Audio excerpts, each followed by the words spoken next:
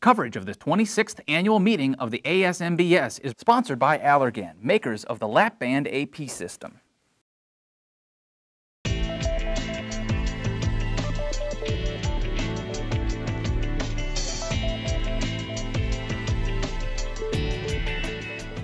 Hi, this is Leslie Thompson with the Weight Loss Surgery Channel, reporting from the 2009 annual conference of the ASMBS. And I'm joined by Dr. Jaime Ricardo Ramos-Kelly, who is a bariatric surgeon in practice in Tijuana, Mexico at Angeles Hospital.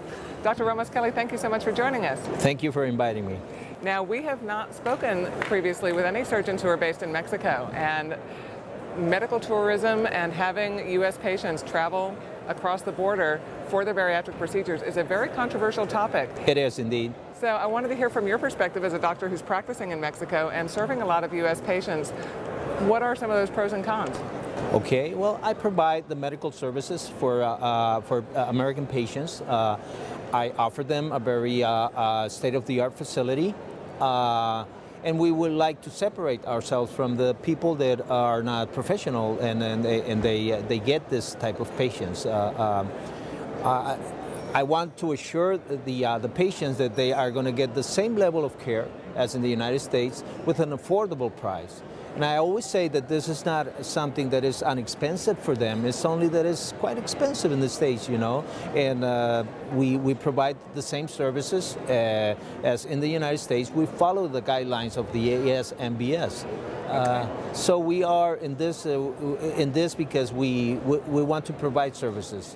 And we are at the border, and it's very convenient for the patients to come and see us. But not all of the bariatric surgical centers in Mexico follow ASMBS guidelines for the practice. Not at all. So, and you actually do the whole breadth of bariatric procedures. You do lap-band and bypass and sleeve, is that correct? That is correct. Are you seeing particular trends in terms of patients coming for one certain kind of procedure coming to Mexico? Well, at the beginning it was the gastric band, you know, and now we're getting more and more patients for the gastric sleeve as well. And I do the gastric bypass, not that much anymore. I reserve that for a subtype of patients, a subgroup of patients. I'm sorry. Now, you actually mentioned with the band, we spoke earlier, and you said that you've been using the gastric banding procedure in Mexico longer than in America because it wasn't approved by the FDA until a few years ago in the States, but it's been around in Mexico for some time? It's been around in Mexico for longer than the United States. Actually, we were training the surgeons from the States in Mexico, and now they have their own proctors. They don't have to go to Mexico anymore. But we've been in this business for longer, and we have more experience with the band than in the United States.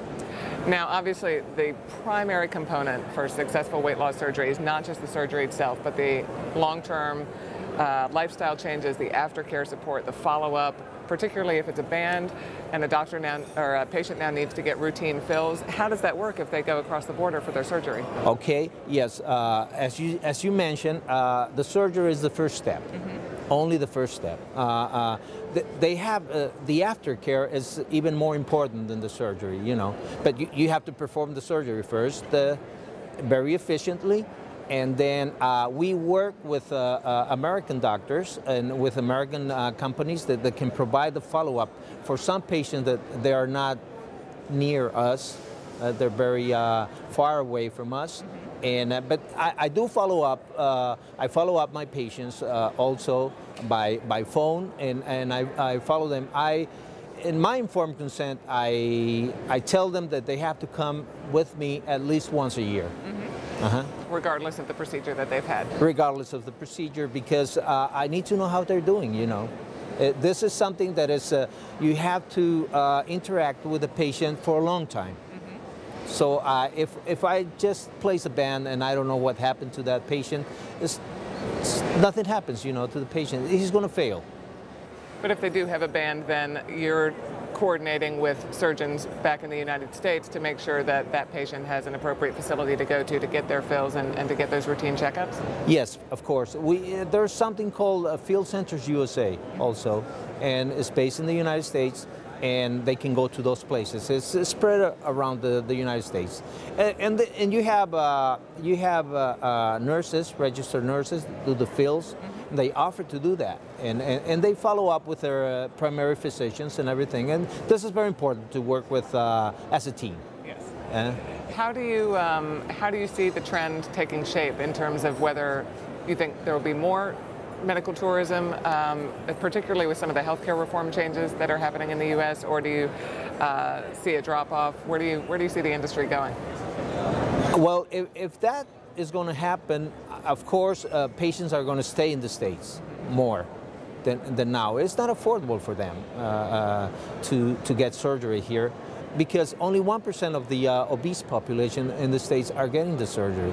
Interesting. Yes. So I don't know how that is going to impact us in Mexico or elsewhere, you know, but it's a good thing, you know, reform to the health system, and I put it that way. Some doctors would disagree with you. Well, Dr. Ramos-Kelly, thank you very much for your time. It was very insightful. Thank you very much. And thank you for joining us today. I'm Leslie Thompson for the Weight Loss Surgery Channel.